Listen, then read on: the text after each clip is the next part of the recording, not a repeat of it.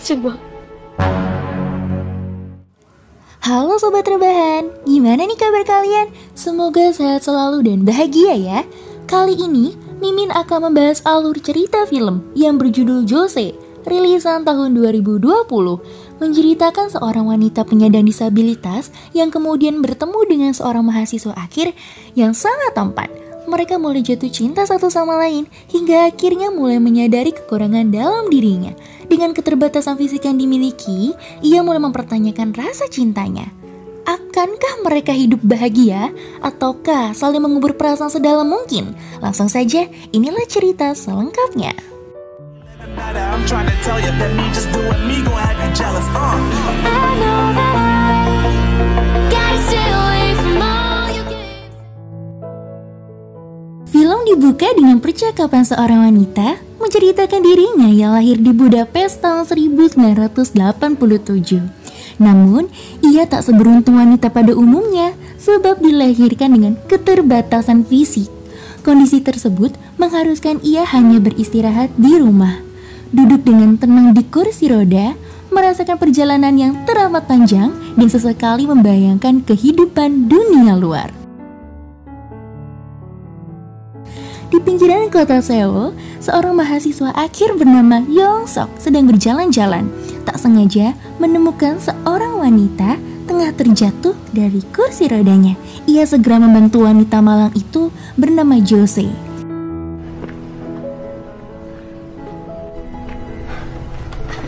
Kursi rodanya rusak hingga tak bisa pulang seorang diri. Merasa iba dan kasihan, ia pergi meminjam gerobak di ruko tetangga lalu mengantarnya pulang.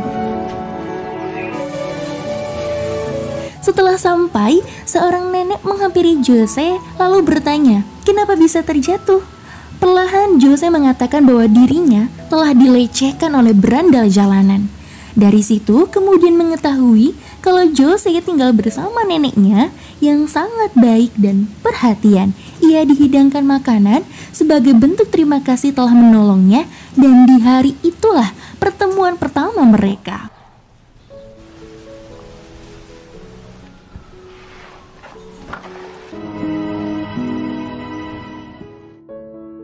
Paginya, Yong dibangunkan oleh dosen muda dan cantik bernama Profesor Min Hye-son yang ternyata semalam mereka berkencan dan tentunya melakukan push ring bersama. Karena takut ketahuan, ia segera berpakaian dan bergegas meninggalkan apartemen itu.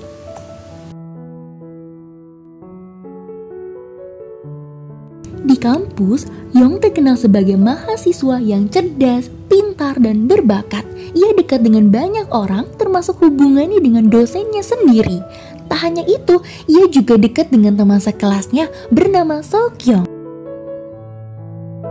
Saat jam pelajaran selesai, ia mampir ngopi. Dari situ, ia melihat nenek Jose yang sedang membawa barang cukup banyak, kemudian ia pun membantunya.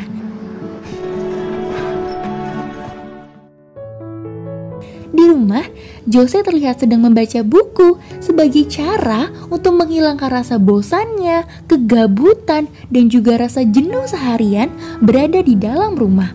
Nenek menawarinya makan malam bersama sebagai tanda terima kasih untuk kedua kalinya.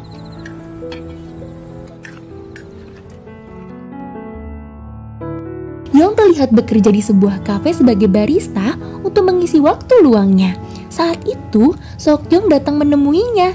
Alih-alih membicarakan hubungan mereka berdua, tetapi Yong malah menceritakan pengalamannya dengan Jose, wanita yang ia tolong tempo hari. Yong yang mulai penasaran dan mulai menaruh perasaan membuat raut wajah Seokyeong berubah. Ia kemudian merayunya hingga hatinya pun luluh. Ya, tahu.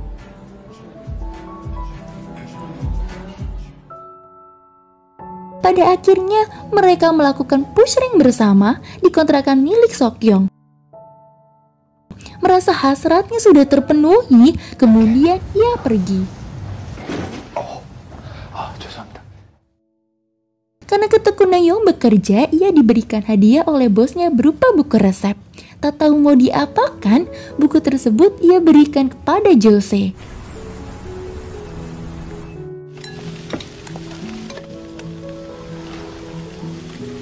Setelah makan bersama, Jose menunjukkan sebuah kamar yang berisi koleksi buku-buku dan botol minuman yang sangat banyak. Perlahan, ia mulai memahami kalau Jose sangat suka membaca dan seakan hidup di dunianya sendiri. Jose juga memiliki pengetahuan luas tentang whisky dan senang bercerita banyak hal. Di sisi lain, Jose sangat jarang meninggalkan rumah, karena itulah Yong berusaha menunjukkan dunia baru kepada wanita yang perlahan ia cintai. Ia juga memberinya nomor handphone jika saja ia mendadak dibutuhkan. Saat itu, Jose meminta dibelikan sebuah novel yang sangat ia sukai.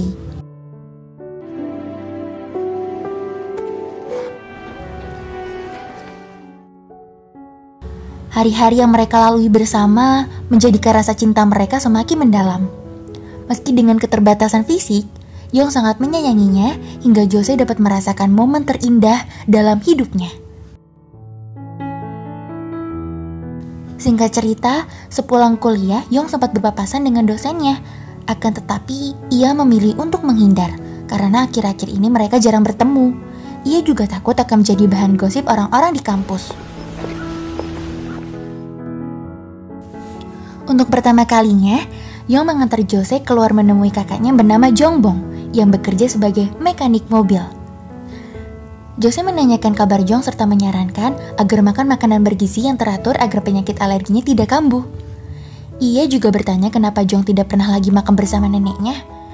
Sebelum pergi, ia menitipkan kursi roda miliknya untuk diperbaiki.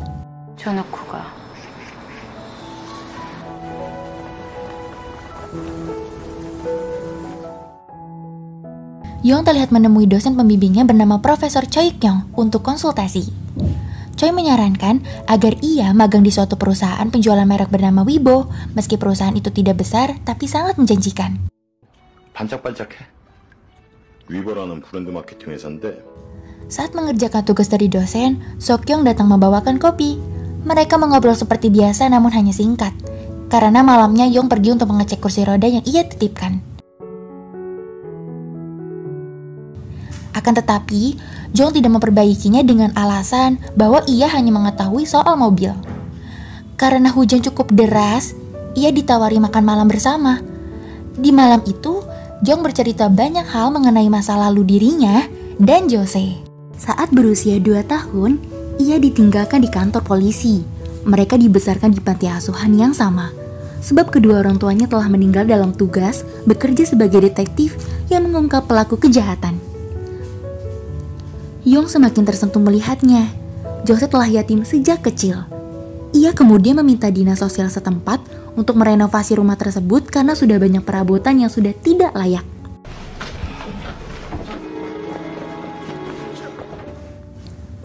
Sesekali ia mengusap wajah lembut Jose, sembari menanyakan tempat apa yang ingin sekali ia kunjungi. Dengan singkat Jose mengatakan, "Aku tak memiliki tempat yang ingin aku tuju." Yong lalu merayunya dengan memperlihatkan tempat istimewa di handphonenya dan berharap suatu saat mereka akan pergi bersama. Sok Kyung yang sedang lewat mampir menemui Yong dan melakukan obrolan singkat. Jose yang melihat keakraban mereka mulai cemburu dan membandingkan dirinya dengan gadis cantik itu. Jose sadar akan kondisinya. Ia mulai membenci dan menembiskan rasa cintanya. Dengan perasaan sedih, ia meminta Yong meninggalkannya. Tak ingin mengakhiri hubungannya, Yong berkata, "Istirahatlah. Jika hari ini perasaanmu kurang baik, aku akan kembali esok." 다시 올게요. Sepanjang perjalanan ia terus menunduk sedih. Tak disangka rasa cinta yang ia bangun sejak pertama bertemu harus berakhir. Beberapa hari kemudian, Sok Kyung menemui Yong di sebuah kafe untuk membicarakan status hubungan mereka yang tanpa kepastian selama ini. Karena akhir-akhir ini, Yong banyak menghabiskan waktu bersama Jose. Kini Yong membatasi kedekatan mereka. Tidak ada lagi push rank bersama, sekarang mereka tidak lebih dari seorang teman. Yong hanya terdiam, sesekali tersenyum, dan berusaha tegar meski hatinya sedang menangis.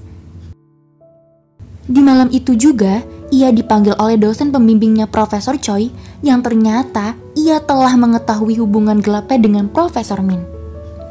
Ia tak menyangka bahwa Profesor Min akan menceritakan tentang dirinya kepada orang lain. Belum kelar dengan masalah Jose, Seokyeong, kini ia harus menerima kenyataan pahit.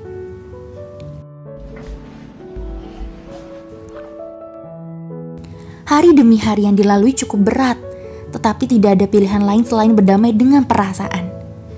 Saat duduk termenung di halte, ia dihampiri oleh petugas panti asuhan dan memberinya kabar kalau nenek yang ia bantu tempo itu telah meninggal dunia karena penyakit parah. Penasaran akan kondisi Jose, ia bergegas untuk menemuinya.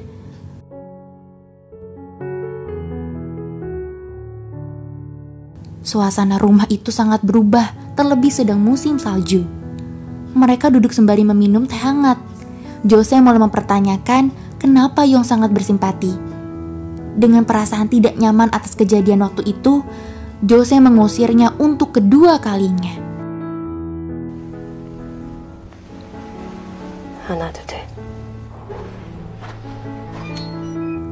Di sisi lain, Jose sangat mencintai Yong karena pertemuan pertamanya waktu itu. Ada seorang pria yang bersimpati padanya.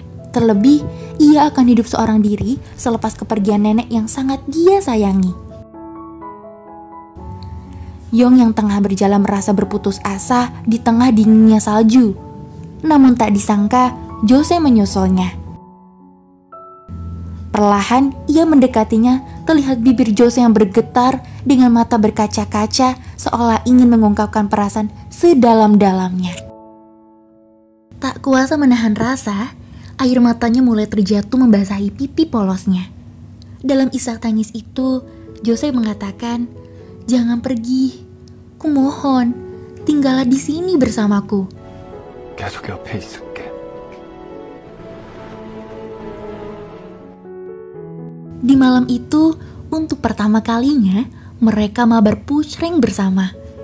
Jose yang telah memberikan hidupnya berkata, "Jika kau mencoba pergi, aku akan menceritakan kepada dinas sosial sekolahmu bahwa kau memperkosa orang yang cacat fisik."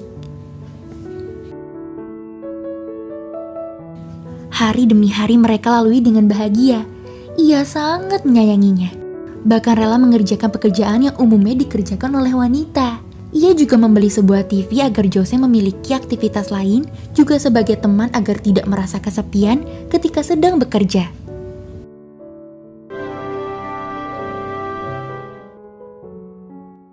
Dengan berpakaian rapi dan formal, ia menghadiri tes wawancara di perusahaan Weibo untuk melamar pekerjaan. Di sana, ia kembali bertemu dengan Profesor Min, kemudian mengajaknya pulang bersama. Profesor Min sangat terkesan dengan hasil wawancara Yong. Di percakapan singkat itu, ia juga memutuskan hubungan, lalu menyemangatinya agar bekerja dengan baik. Malam itu sebelum tidur, Yong memperlihatkan tempat di mana ia akan membawanya. Sesekali Jose meneteskan air mata haru.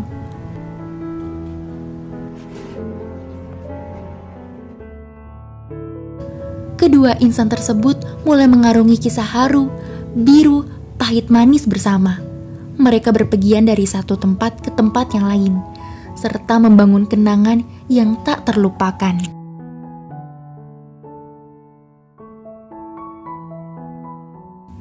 Saat sedang bekerja, Jose ditemani dengan Jong dan petugas panti asuhan, pergi membeli sebuah bunga untuk mengenang hari kematian neneknya. Seokyeong yang pulang kerja mengajak pulang bersama Yong bermaksud memberikan undangan pernikahan. Wanita yang dulu dekat dengannya akan memulai kehidupan baru. Ia sangat terharu sampai matanya berkaca-kaca, terlebih ketika melihat Jose seorang diri di lampu merah. Yong kemudian membawa Jose jalan-jalan di akuarium raksasa. Hal itu ia lakukan untuk membahagiakan satu-satunya orang yang sangat dicintainya. Saat itu, Jose mengatakan kalimat yang sangat mendalam. "Kadang aku ingin pergi jauh bersamamu. Kadang juga lebih baik tinggal di rumah kita. Aku tidak takut, asalkan berdua bersamamu." Ia kemudian melihat ikan yang berenang bersama, lalu berkata, "Kita akan berpikir mereka yang dikurung, tapi bagi ikan, kitalah yang dikurung. Tapi aku pikir bagus untuk kita dikurung seperti ini selama kita bersama." di antara mereka akan ada ikan yang bahagia juga. Sekarang aku tak apa-apa. Aku akan berpura-pura kau ada bersamaku. Paham akan perkataan Jose, Yong lalu menangis sedalam-dalamnya. Ternyata Jose sangat menyayanginya lebih dari yang ia tahu. Jose yang tidak ingin pergi jauh karena paham akan kondisi fisiknya, ia takut merepotkan terlebih jika hanya menjadi beban. Di tengah tangisnya, Jose kemudian memegang tangannya dan film pun selesai. Gimana nih sob ceritanya? Mimin aja sampai mewek. Haduh, walau terkesan playboy, tetapi sangat peduli akan kehidupan Jose. Dan beruntungnya, Jose mencintainya melebihi yang ia ketahui. Oke, terima kasih telah menyaksikan hingga akhir. Sampai ketemu di video selanjutnya ya. Bye-bye.